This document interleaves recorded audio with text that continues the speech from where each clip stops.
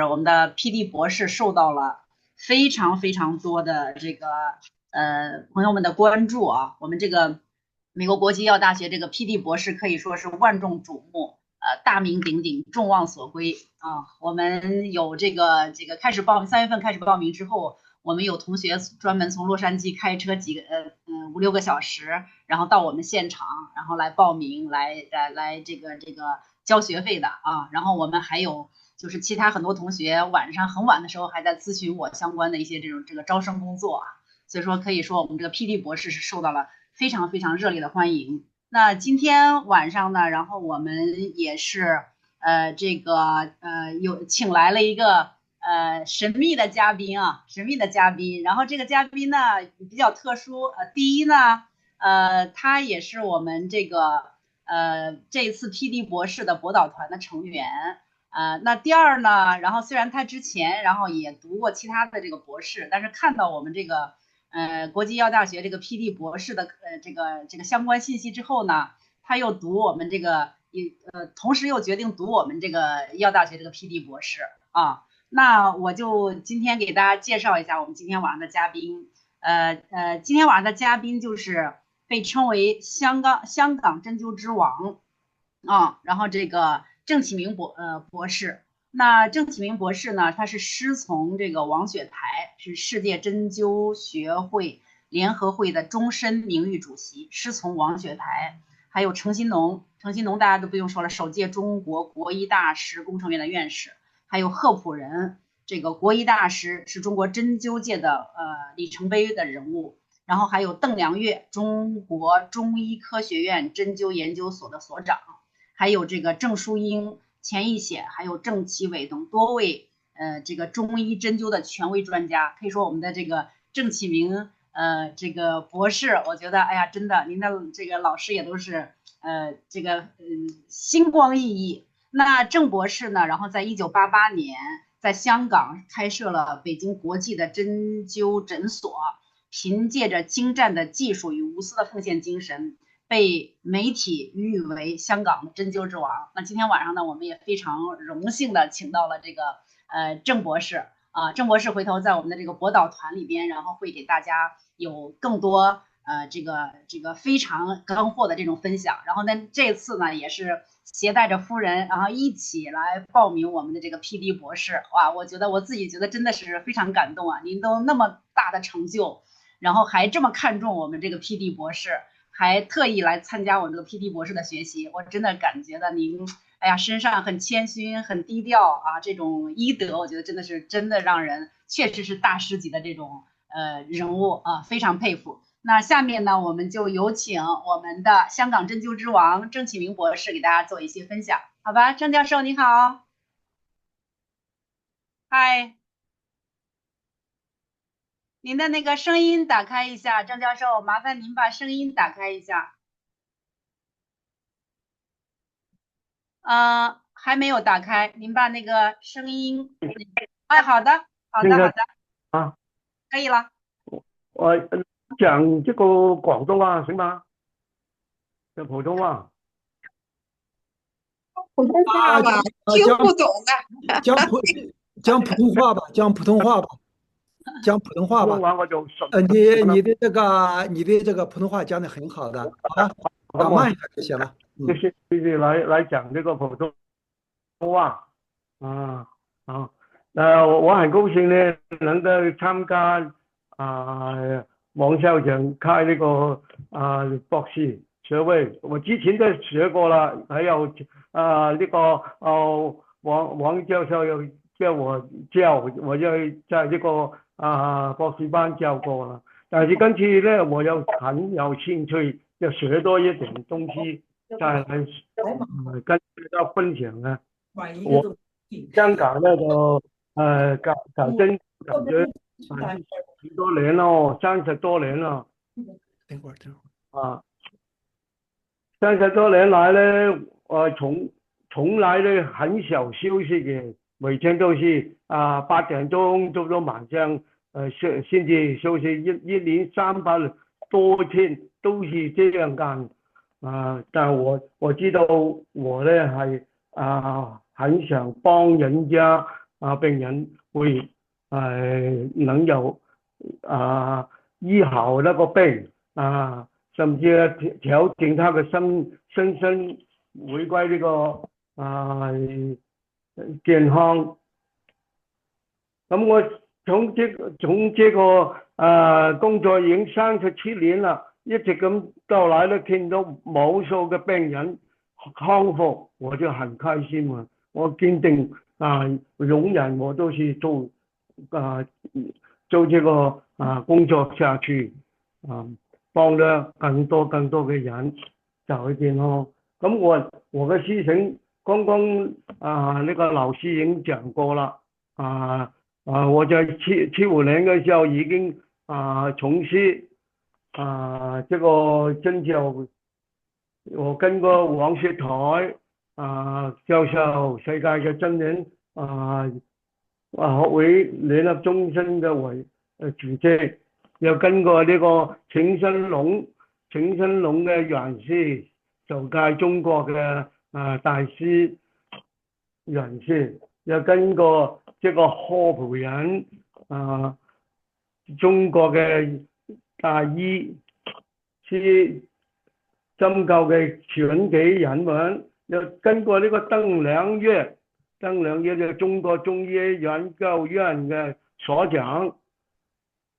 這個全部都是對我很好嘅，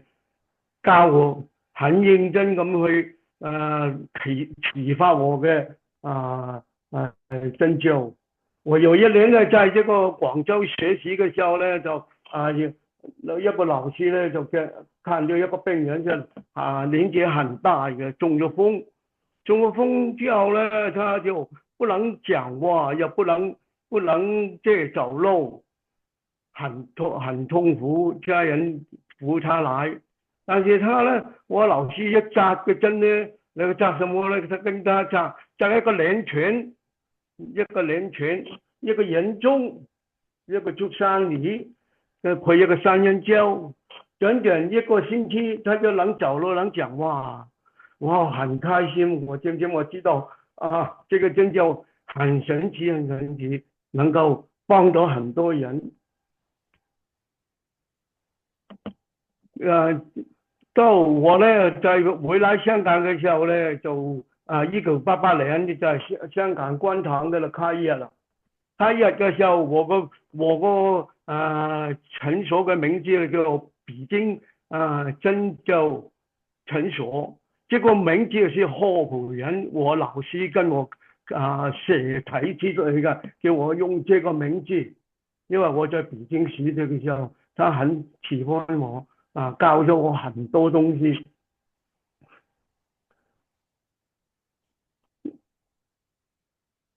咁我知道來香港嘅時候，當時回來香港嘅時候，88年嘅時候，病人不是很多，很少，因為那個時候很多病人都不知道什麼叫針灸，什麼叫連穴。我一直都有很堅定咁在守呢個病人，天天都守呢個病人來。有一天呢，我遇到一個病人，呢個老病人，一個中年嘅病人，他來到我診所，很痛苦，他是右面癱嘅三叉神經痛得很厲害，痛到呢每天都10多年來用個頭嚟撞牆到個頭全部都花晒，很痛苦。但係個頭要爆炸，10多年來都要爆炸，每次呢都撞到整個頭都腫瘀破損先至能夠緩解他嘅痛楚。咁我告訴他他話試試，今次來試試能不能跟他醫紮針，如果不行嘅，我明天我就跳樓死了，不做人了，太痛苦了，呢一生人太過痛苦。我就告訴他，我會盡力幫你，盡力去幫你。希望你會穩架一點。我就跟他扎針，叫他放心。你扎完這些，明天看怎麼樣。如果有進步嘅，你繼續留你。咁我就跟他扎呢個左邊嘅衣風，針尖咧就向正呢個三叉神經嘅第一線，係三條線都有啊，三叉第三支都有。我就向住呢個陽白兩邊用風衣風上，就兩點提插，那個氣就走到呢個陽白處，他就感覺呢有小小感覺，有熱有感覺。跟住我就把這個針呢，衣風嘅針呢，又對正呢個拳廟咯，第二支嗰度有兩點提插做手法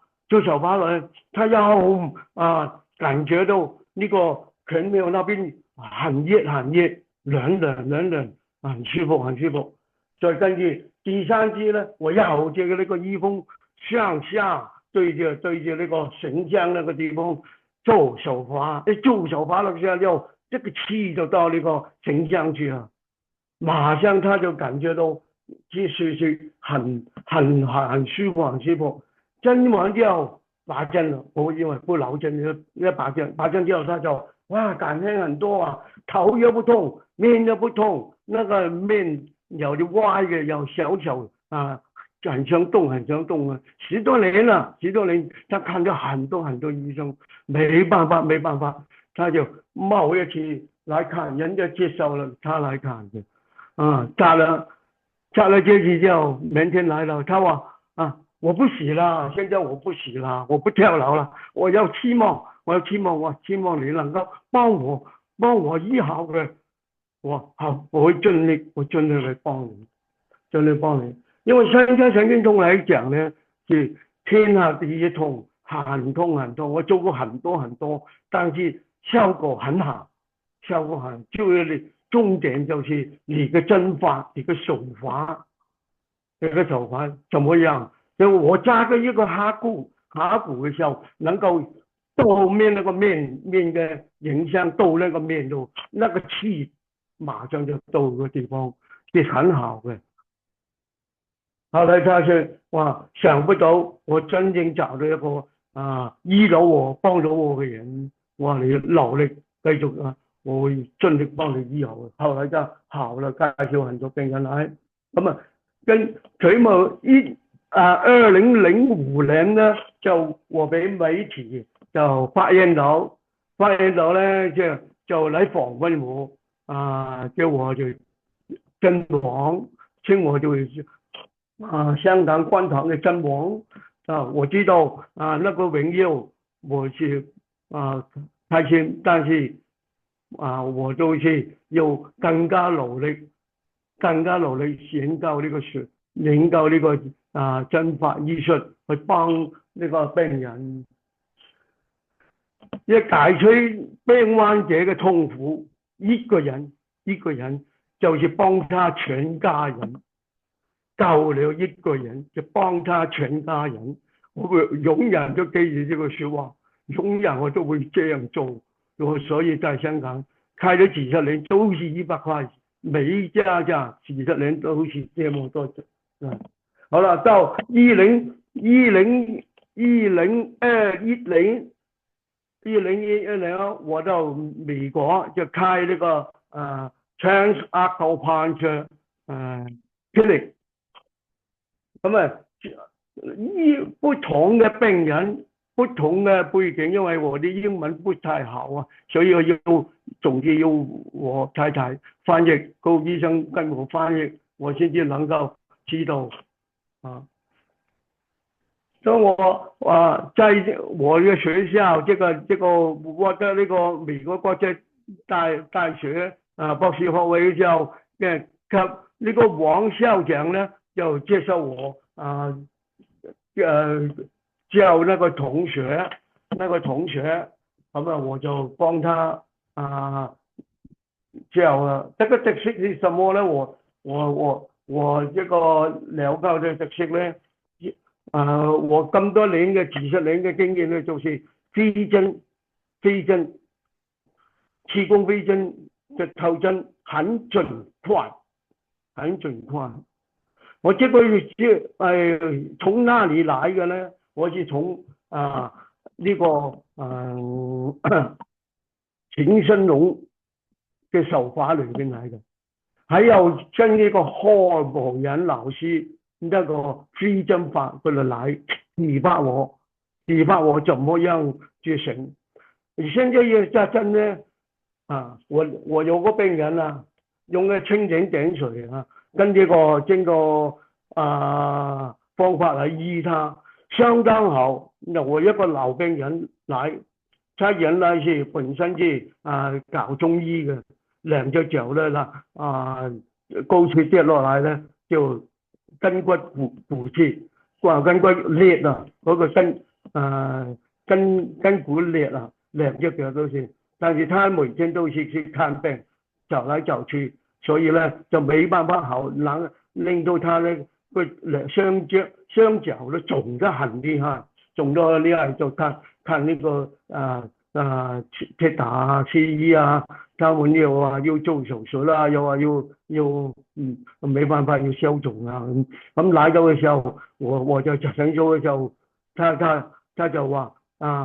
誰是鄭志明啊？我是鄭志明，我當時很年輕啊，踎在診所裏邊幫人家扎針啊。我啲病人都全部都是病床很多，但是病人都有去坐啊站啊都嚟扎嘅。咁佢就把呢個擺著一掉就掉落個牆，就掉落嗰個燈度。你這麼年輕，你能知道我什麼病咩？能扎我幫我醫好那個病啦？我話我會盡力幫你看，咁啊跟他扎，我扎咧那雙腳腫得很厲害，我就扎一個屍骸，就扎兩隻腳腫，就扎兩個陰陵泉，跟住兩個太翅，一扎呢個屍骸咧，我就做手法咧，就從呢個肚臍下邊一寸棍嘅一刺一走就走到了腳板底，跟住陰陵泉咧又走到呢個腳趾，太翅又走到尾趾，一個星期他就好了，兩隻腳都好了。後來就介紹很多病人嚟，但原來開兩個中醫診所嘅，呢個劉前輩嘅開兩個診所，就一個喺青衣度，就接受很多病人過嚟，所以我啲病人越嚟就越多啦。咁我宣傳什麼咧？扎針咧，我扎快針，因為1400個病人我沒辦法太留得太久，要扎就咩咧？嗱，我教授一個，好似呢個人中穴啲病人咧腰扭傷嘅、分離頸落塵嘅、腰痛嘅，可以扎人中嘅。還有呢個憂鬱症、中風後遺症嘅、內囊不足嘅，急性腰扭傷很好扎啦。嗱就係人中，大家都知道一樣，是督脈。開始督脈量膀就有膀胱經嘅，你去扎一個人中下去，你先了解它是什麼地方，如果對症督脈，你可以用後溪，我不用後溪，我就用督脈扎嘅啫。它是右邊膀胱經有事，我個針就擺進入膀胱經啦，一扎一領盡，馬上就走咗頭這樣，跟住走到膀胱經，走到那個痛點啦，它就好了，馬上就好了。類似類應很好用，你就是把這個針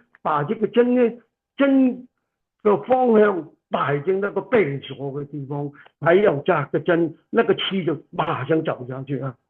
兩人類，每人類嘅人落塵也可以，落塵不能點頭、地頭、零頭都可以用，你可以用列車又可以你用後溪又可以但我不用，淨係用人中。地頭我用清漿是陰脈，很好用因為單一支就可以啦。咁我即係還有咧就係被人家中風嘅，中風之後隻眼睛看不到東西嘅時候咧，你扎針咧，嗱，譬如我扎一個楊八，扎一個童子廟，跟住就扎呢個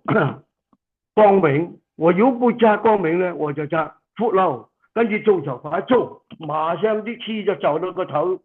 到頭後邊，再到眼睛嗰邊，隻眼睛就看到東西，很好用。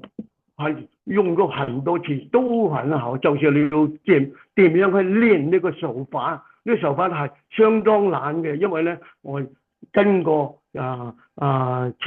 老師，跟過何老師，又跟過王雪台，又跟過很多老師啊，因為他們嘅手法咧是很好用，很好用，但是我就想了，為什麼咧？他們嘅手法這麼好用？但是我自己要創一個手法出嚟，怎麼樣創呢？我就每一個穴位，每一個穴位呢，就要看那個穴位深淺嘅時候，你拿支針一飛上去，蜻蜓點水一點，呢個水呢，個水嘅時候呢，要有個波啊，蜻蜓一點嘅水嘅時候，我就看到一個波，係讓你拿一個石頭。飛住個河邊，飛上水面就飄，很多波的。我的扎針就是這樣，那個深度一寸5分，我就知道寸5分在那個穴位有多深，一扎下去，馬上就到。我要到一隻兩隻三隻四隻手5隻手指，馬上走回來，馬上走下去，很好用但是你未扎過嘅時候，啲病人可能初會很驚你，以為你隻手揸住個電嚟電他，其實什麼都沒有，就是氣道、醫道、速度、速效。咁怎麼樣練呢？其實很容易練。點樣練？我每天我都要扎針，練針法。單手練針，雙手練針。為什麼要雙手練針呢？因為你天天扎針呢，你隻手會疲勞，或者弄傷嘅時候，你隻左手就沒用啦。你不懂扎針，但我左手又可以扎，右手又扎，雙手也可以扎，就不怕弄傷疲勞。每天都要練功請老嘅針法呢，就是只有時。那個針要拿實，手以壓服練得很實，你知道自己學得好不好？啲針呢？這個針就係真係你揸住針呢，我一走埋咧一掹，你掹得走嘅，你就磁力沒有磁力。你拉住我哋拉住掹嚟掹去，沒辦法掹走你支針，你就有磁力。玩要靈活。為什麼玩要靈活呢？左右有360度，我個病人左右個站又好，瞓又好，躺又可以扎，全身我都可以扎，不需要你走開我要後那個身這邊轉過來，這邊轉，什麼都不需要，坐起來我就扎，瞓起來又扎，提高腳又扎，低高手又扎，轉身什麼方位我都扎，譬如我扎呢個醫風可以㗎。嗱，我扎呢個風府，我就在他前邊，我就可以扎啦，很準，但是你要知道，那個穴位嘅跟呢個王雪台這個我老師就他告訴我，你用蜻蜓點水呢，你要注意一樣東西，現在還沒有人呢這10到20年前，我告訴他來過香港。那時候我告訴他，我已經研究到呢個蜻蜓點水，他就話你研究呢個蜻蜓，但係你要知道你個解剖你一定要很熟，你嘅針法一定要熟，不能過深，不能過淺，不能有危險。我知道，我知道，我就扎胸部嘅1分2分，我就2分就不能多，一個毛錢都不夠，因為如果你扎那個有哮喘病嘅、有慢性病嘅人呢，佢輸嘅人呢，你啲針會掉下去嘅。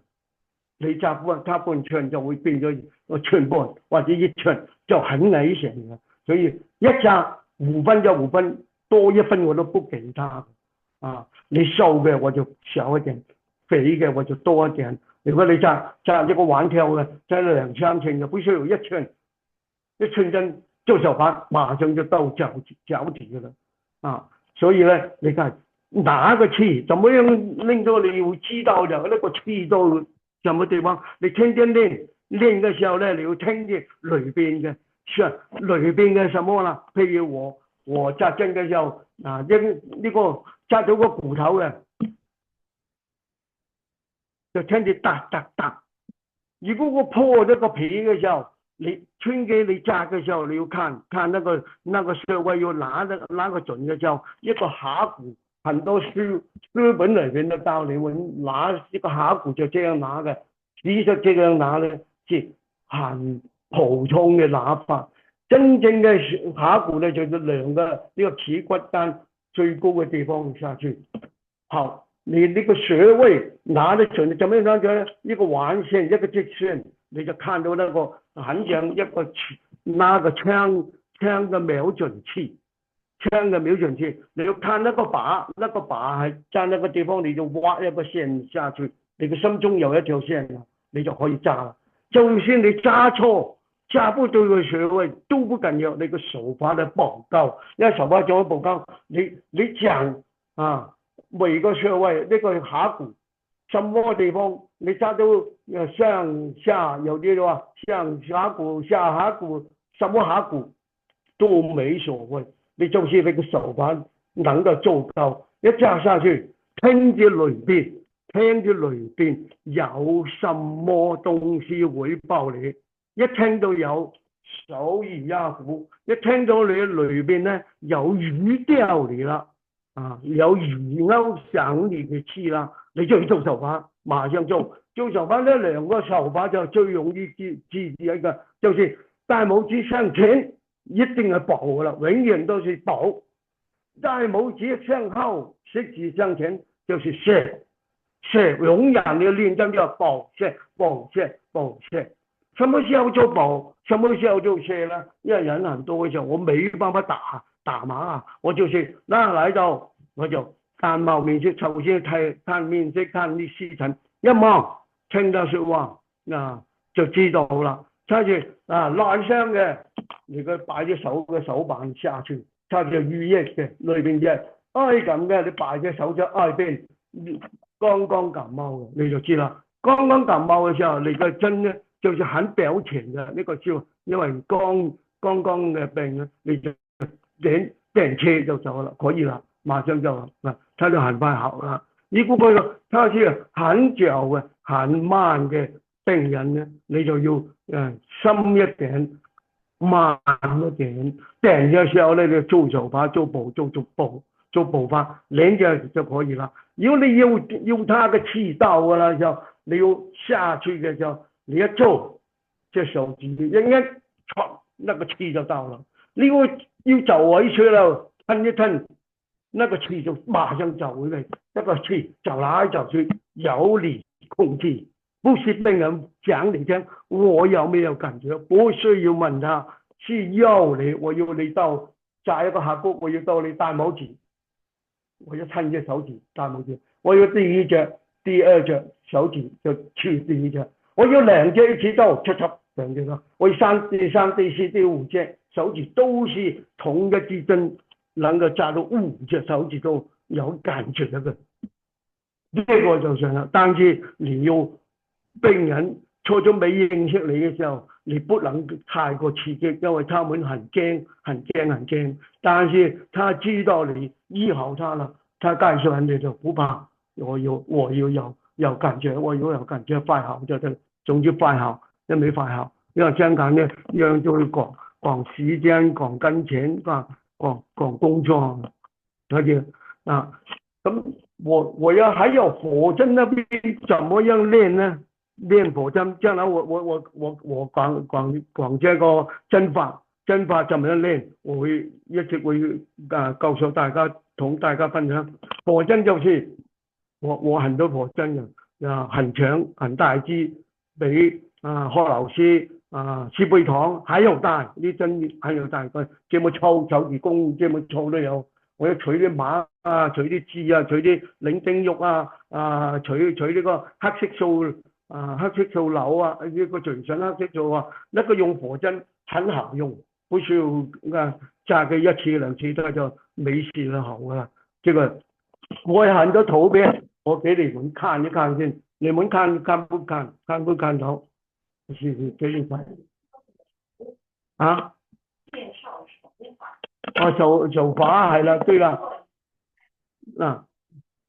對火針嘅手法咧，飛針手法我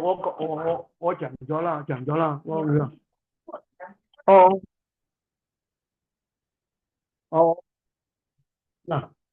飛針咧，你慢一點。呢個我看不到字嗱。學老師嘅扎針嘅方法就是這樣，把呢個針頭就向支持嘅，向支持嘅，針頭拿針就這樣拿嘅。我拿針呢就這樣嘅，我都拿個棉花把箍住這個棉花把呢，因為針。為什麼我這個想法跟他有什麼不同呢？我因為要扎精明的時候，扎那個眼睛的時候，我那個棉花一掹，有沒有毛出來？有毛出來，我這個針不要了，雖然是一次性針嘅，但是有陣時咧針有撞擊過或者係有披喉你就一拿啲針一掹就有毛絲出嚟嘅，就我不要這個針要掉了，明白嗎？他就是這樣拿嘅。他就這樣拿，你看到那個針身，他就這樣下去，每一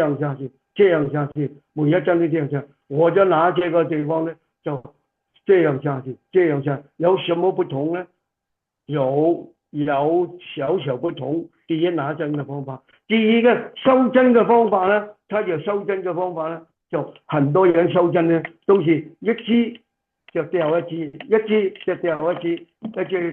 我不是這樣，我呢個收針呢就是一隻手能收5、6、8支針嘅，一次過收5、6、8支針，就是擺在呢個地方，我就每一支收，每一支接，收一支接一支，收一支接一支，明白嗎？就收一支就接一支，收一支就接一支，這樣我很快就收了2、3、8支針。在手裏邊，每支針咧都拍，用這個手指拍得很直，不會掉下來，又不會捉到自己，就拍得很直，這樣就走下去就不要了，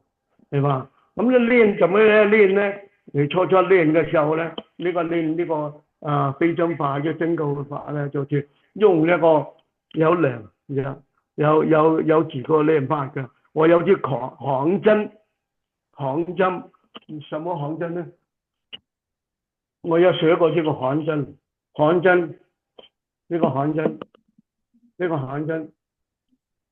明白嗎？呢個定穴位嘅，每一下揸住個針，每一下就20磅至30磅，20磅至30磅，每一下拿呢個沙包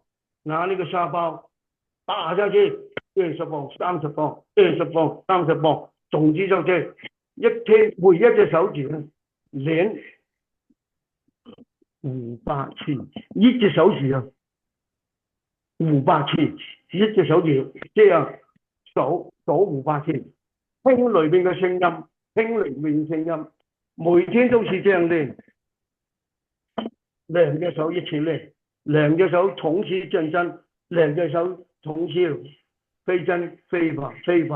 連轉飛法連轉飛法，然之後咧就拿呢個針咧2隻手2支針攞個筷子俾我，2隻手嚟練呢個針法，呢個針法咧很重要嘅，怎麼樣練呢？考嘅哪一支點？你知啦。呢個針咧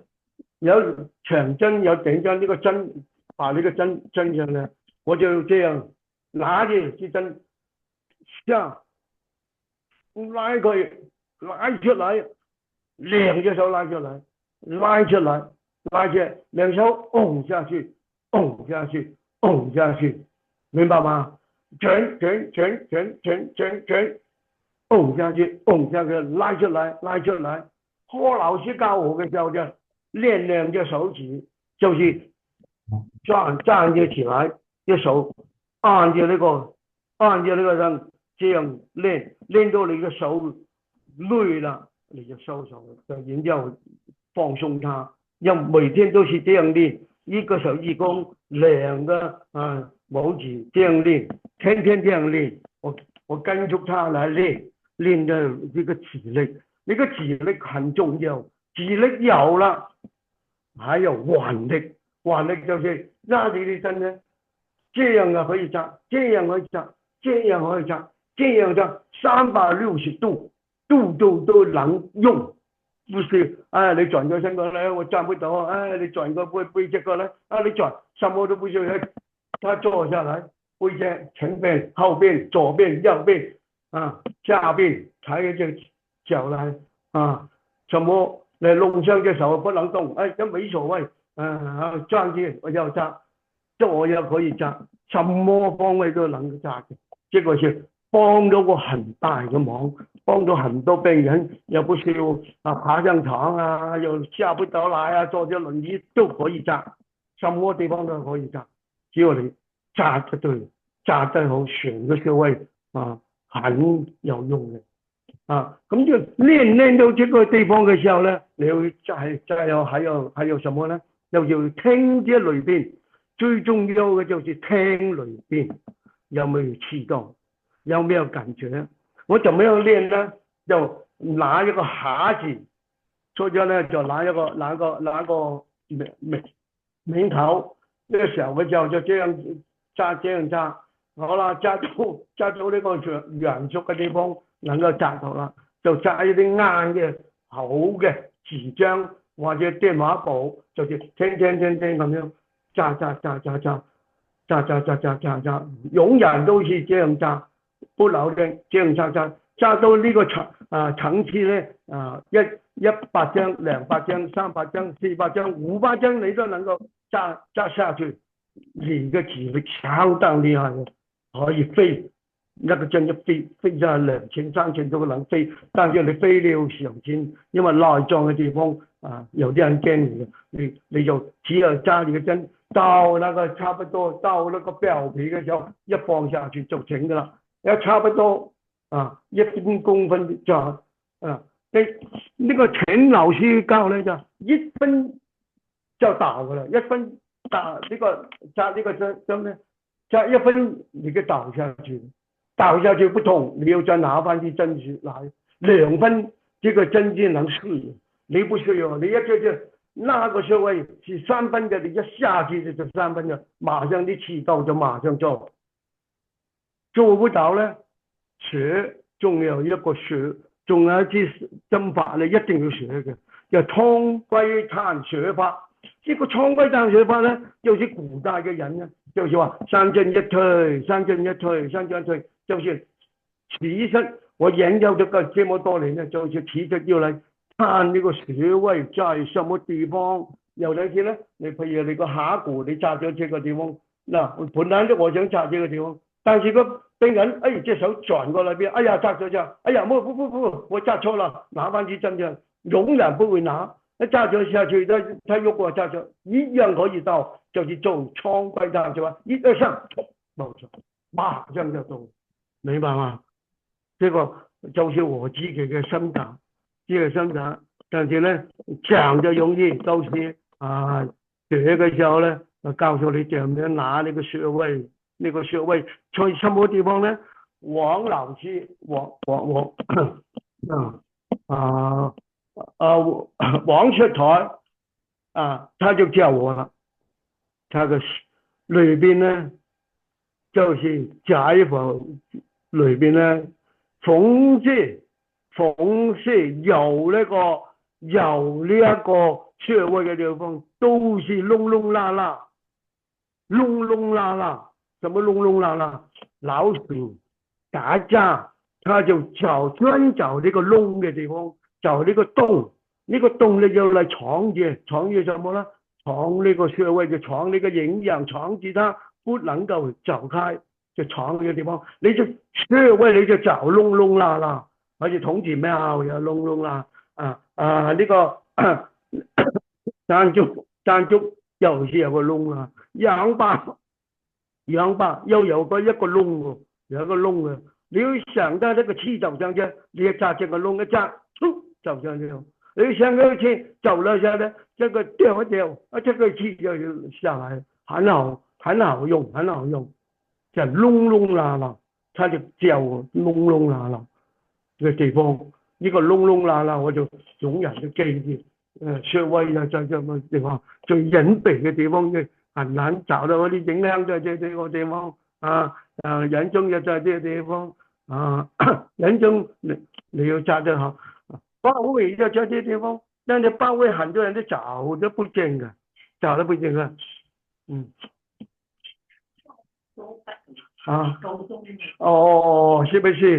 不是夠時間了？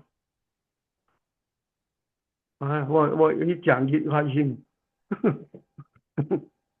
喂，郑教授，感謝您的分享非常精彩非常精彩。好想跟大家分享好的，您的更多的那個乾貨，還有您的更多的那個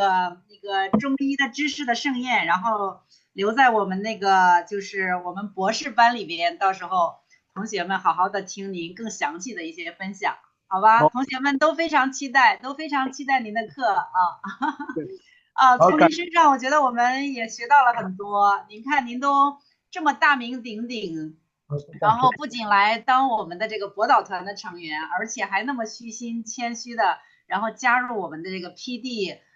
這個博士的學生這個團裡邊，然後來繼續再學習。我覺得您的這種精神真的，哎呀，太讓我們這些年輕人感動了，真的您不僅自己學，還帶着自己的太太，還讓您這個遍布全球的合作夥伴都來上我們這個 PD 博士班，我覺得真的非常非常的感動非常感動謝謝我們所有的這個 PD 博士班的同學們，就是不僅就是很自豪的擁有您這種博導團的這個老師，而且還非常榮幸的能夠與您同時坐在教室裡邊，然後去上我們美國醫藥大學的這個 PD 博士課非常非常的榮幸，也期待着您6月8號然後能夠到現場來參加我們盛大的這個開學典禮，也歡迎您和您這個太太一起，好吧？好，歡迎，謝謝。好的，謝謝，好的。那大家好，那大家然後在這個 chat 上面，然後我已經把我們這個美國國際醫藥大學博士班的這個微信二維碼已經放到上面了，大家有時間的話可以掃一下這個碼，然後進入我們國際醫藥大學博士班的這個2群，我們1群然後已經滿了，現在我們建2群已經100多個人了，這次這個 PD 博士我們開始招生以來，真的遠遠超出了我們的這個想象，非常非常的火爆，非常非常的火爆。我們到現在基本上學校的這個所有的這個教職員工已經幾周都沒有休息，然後大家都在去接待每一個報名諮詢的這些學員真的我覺得非常非常火爆。那麼也希望大家如果對我們的中醫博士有興趣的話然後對我們未來的這個博士的這種臨床實踐呀有濃厚興趣的話，趕快去報我們的這個 PD 博士班，然後大家可以掃碼進入。如果說在這個 Zoom 群裡邊不方便掃碼的話，然後大家可以記一下就是我們的電話號碼669-269-1903 669-269-1903。如果不方便掃碼的話，把這個電話記一下669-269-1903。一會兒然後可以在會後然後給我們發短信，我們拉大家進群。大家如果在這個群裡邊，然後並且報名我們的 PD 博士的話，可以免150塊錢的申請費150块钱的申请费。大家知道我们这次这个博士9639的总学费也是王校长，我觉得是定的非常非常的低了啊！我是这个王校长力排众议，我们所有人都不同意这个价格，王校长坚持非得是9639，说这我因为现在市面上大家也知道这个价格基本上最少都在12000、13000以上的啊，这一点上我觉得王校长第一次，然后就是否定我们所有人的建议，然后坚持要把这么低的价格，然后让给大家，然后也希望在我们这个美国国际医药大学这个PD 博士班当中，用最低的价格，然后去给大家奉献出最豪华的这些博导团的阵容，还有我们的非常好的这个课程的这个内容，我相信大家一定会就是得到一个中医知识的这个盛宴啊。那么下面呢，然后就邀请我们的这个王校长最近也是辛苦了，非常辛苦。这个请我们的校长给大家这个介绍一下我们的这个 PD 博士的这个情况，好吧？有请王校长。好的，好的，谢谢一博啊，谢谢一博。首先呢，这个表示今天上来的这些这个朋友啊，这个 PD 这个博士生的这个追求者啊，这个表示欢迎啊，也特别感谢大家能够形成一个很好的一个真正解决咱们中医师要解决的看病问题和开业问题这些难题啊，我们就拉开了一个很好的一个全球名医名师形成的一个教授队伍的格局。同时我们国际大学呢也形成了一个高纬度直接进入 AI 和能量这个医学还有数字医学的层面所以说呢，非常感谢，也非常欢迎这个各位今天参加咱们这个茶话会的每一位非常感谢你们，我们共同构成一个高纬度大格局，解决咱们这个开业问题、治病问题的一个这样的一个磁场我相信这个磁场我们一定很成功。我看我们这个国际大学的副校长傅学礼博士那个我在讲话之前，请你讲几句吧，这个傅博士好不好？给你一分钟，给你一分钟，好吧？好，谢谢王校长。今天呢，非常荣幸的能够听到郑老师的这个演讲，我特别留意听了一下，真的是我们学校的博士班的这些同学的水平，首先就比较高，然后呢，整个博士博导团的队伍的，师资力量应该说是阵容非常强大，就融汇了当今针灸、中医药方面的名医名家，而且呢都各有特色，每一位老师都呃有自己的拿手绝活。像刚才听到郑老师讲的这个气功针灸、蜻蜓点水这些，而且郑老师是真正亲自跟着这些赫普人陈兴龙这些大师们学过的，这也是非常难得的。所以呢，我觉得我们这次这个 PD 呢，应该算是美国教育部最新批准的以后的一个流行趋势的，也非常欢迎大家来加入我们学校的这个博士班，因为这个博士班不仅我们都是中医师，在美国行医的，不仅有一个执照，如果您有一个博士的学位的话，可能对您的生意也有帮助，而且对您自己呢也是一个认可，所以。我们有非常多，最近确实是非常热烈，很多人也在我这里来咨询。我们已经有很多人都各种原因、各种情况都在加入这个。最近呢也是辛苦一博了，这个我们主要负责招生的老师最近是特别异常的辛苦，当然校长是最辛苦。我们高博还要6月8号还要专门从中国赶来参加我们的这个开学典礼，我也会从洛杉矶赶过来。好，谢谢校长，希望到时候和大家见面，我们一起，真正的把这个博士班不仅拿到学位，还要学到真正的实用的技术。好，谢谢大家。好的，这个 OK，非常高兴也非常想和咱们今天参加这一个面对面这个PD 这个博士生的追求者啊，有的我看到已经报名了，已经注册了啊，非常的这个高兴，大家在一起讨论，好不好？我是和大家特别讲一下，我是西医啊，这个谁呢？但是69年我就开始扎针脚啊，在首都机场啊，中国北京。那么第一针扎到我的足三里的时候，我都感觉到哇，一个热流要到了脚底，我都感觉到哇，这中医这么神奇啊！哈，好的，那么在这里呢，我是想呢，我以一个老医生啊、老西医、老中医的这个身份呢，特别敬佩我们的这个郑教授啊，郑教授呢，他呢实际上都叫他香港针王啊，香港针王。其实我呢感觉他叫他世界针王就富富有余啊，我很了解他啊，我也很了解他的这个实力，他针灸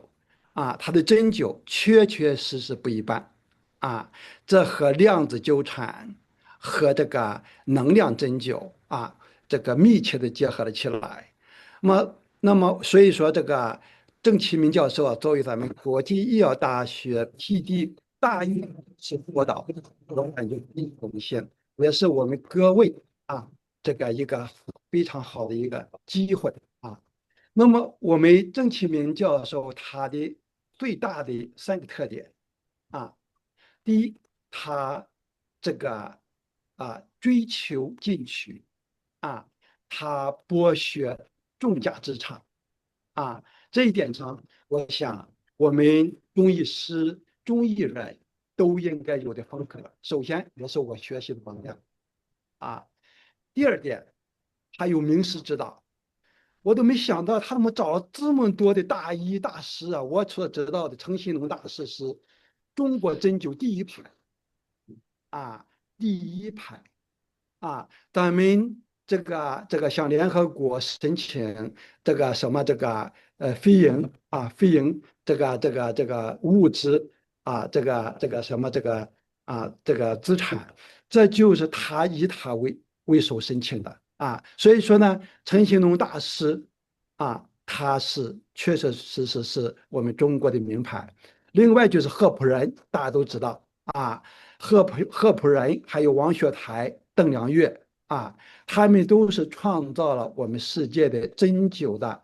先行者，而且也是实践者另外呢，我们的郑教授还像这个郑树英钱其显郑其伟都学了很多重要东西。所以说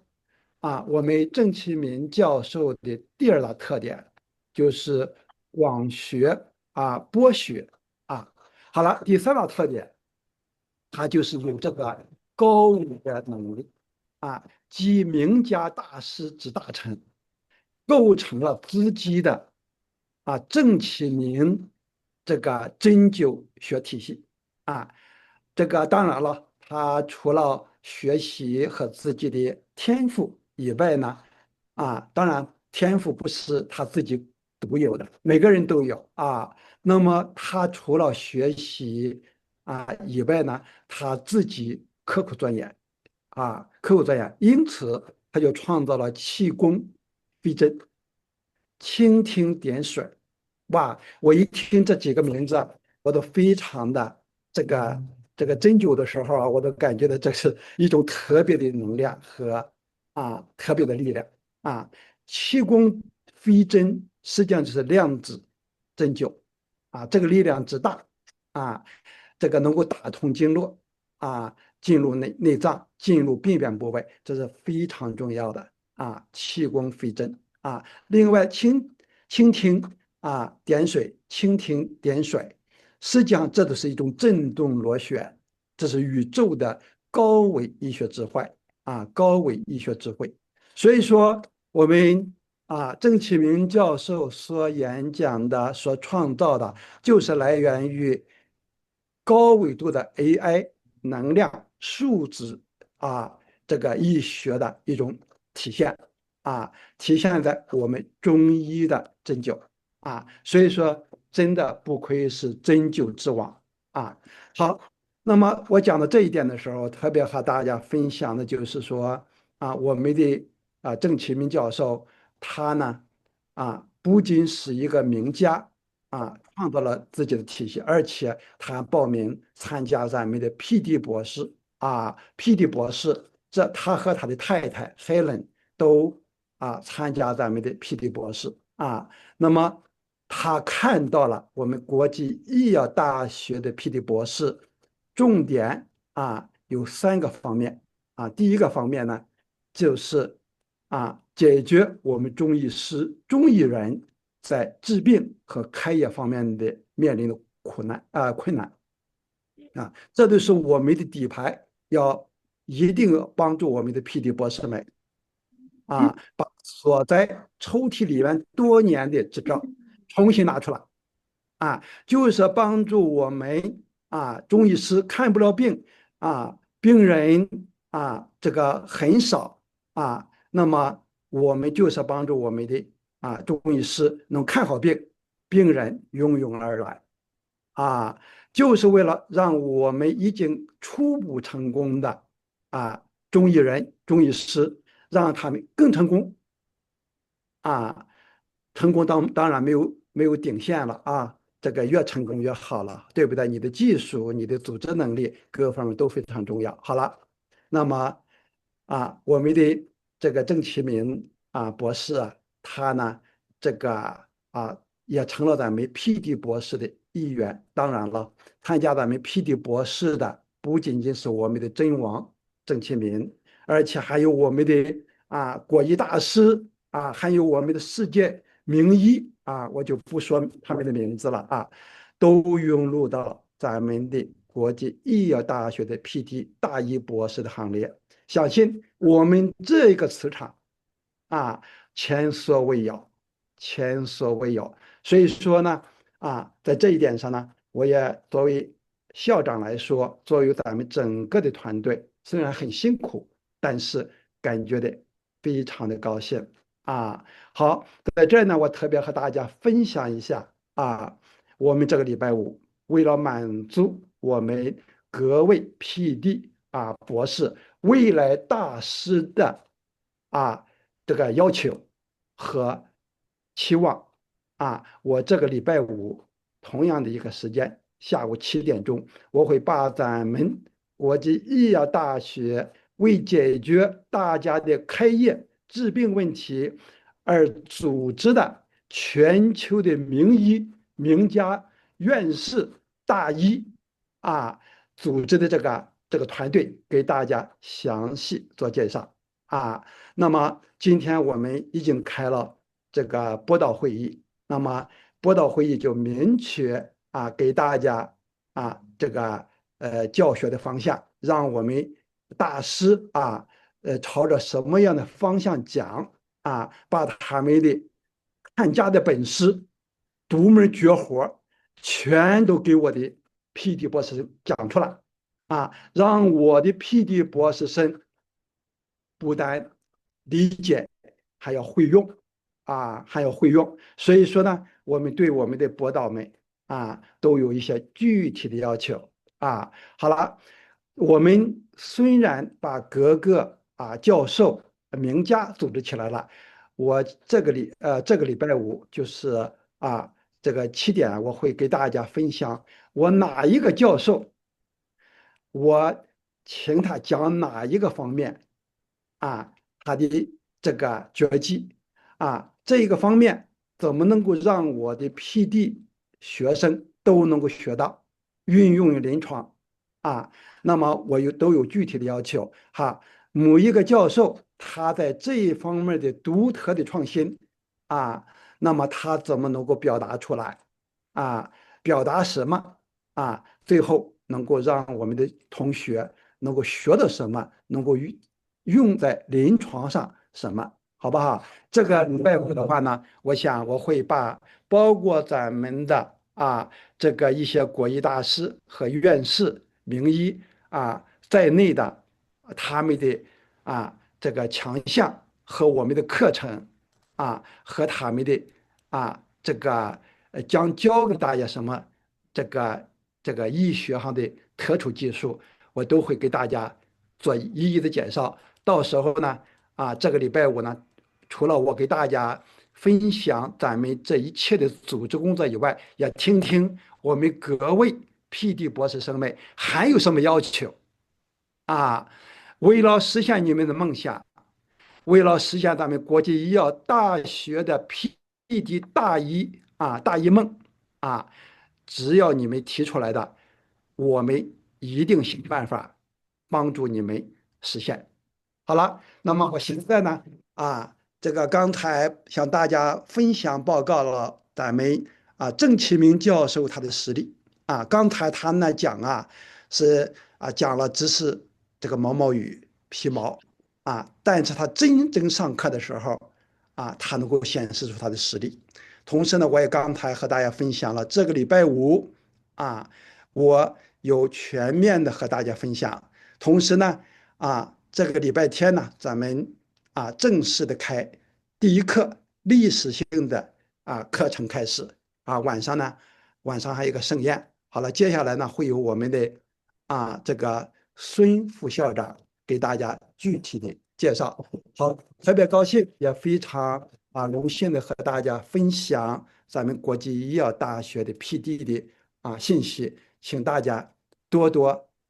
提这个建议，好吧？好了，那么我就现在把时间交给我们的主持一博。好，谢谢一博。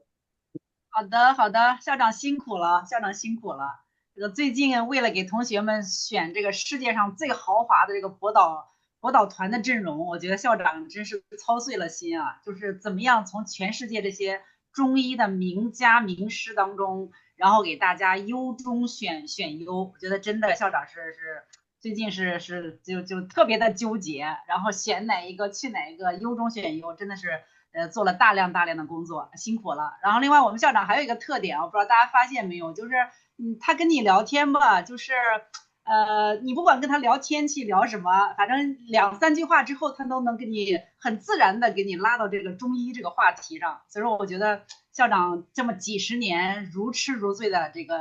个痴迷于这个中医事业，然后现在呢就自己已经取得了很大的成就，那现在呢又给各位同学们搭起来这样的一个平台，搭起来我们国际医药大学的这个平台，然后把全世界最优秀的这个老师给大家选出来，让我们所有的同学然后能够站在我们国际医药大学这么一个高的平台上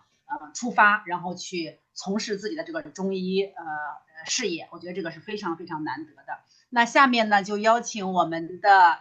美丽的Rose校长。Rose校长最近好辛苦，基本上天天都在加班，晚上有的时候为了跟国内的那个博导这个老师沟通，据我所知，晚上好像很多都是凌晨才睡觉下面有请我们Rose校长给大家简单分享一下。谢谢一博。各位老师、同学们好，晚上好啊。之前我们刚开了博导的第一次的开课前的一个会议，把一些对老师的要求你将来培养怎么样的一个大医的要求，我们都列给了老师。同学们其实也是非常摩拳擦掌的，非常也是期待我们这些老师能够听到这些老师的课程。就像一博刚才校长，包括我们的副博也说了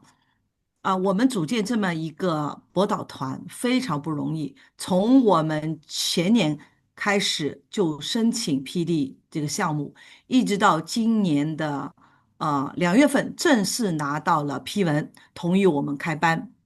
历尽了1年多的时间，真的不容易。那随后我们就开始筹备